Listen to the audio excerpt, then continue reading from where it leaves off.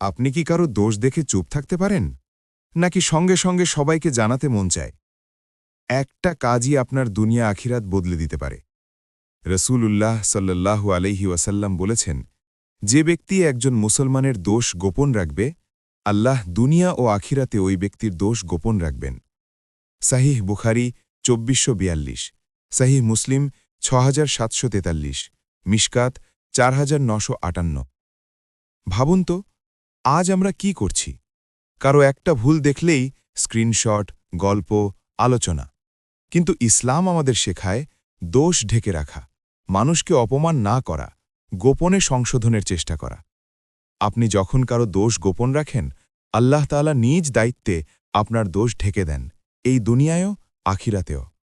আমরা সবাই ভুল করি। আজ আপনি কারো দোষ ঢাকলেন, কাল আল্লাহ আপনার দোষ ঢেকে দেবেন। এটাই ইসলামের সৌন্দর্য, এটাই মুমিনের পরিচয়। আজকের ছোট চ্যালেঞ্জ, কারো দোষ দেখলে তা ছড়াবেন না।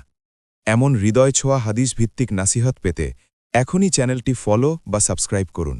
ভিডিওটি উপকারী মনে হলে লাইক দিন আর শেয়ার করুন, হয়তো আপনার শেয়ারই কাউকে গুনাহ থেকে বাঁচাবে। আল্লাহ আমাদের সবাইকে দোষ ঢাকার তৌফিক দিন। আমিন।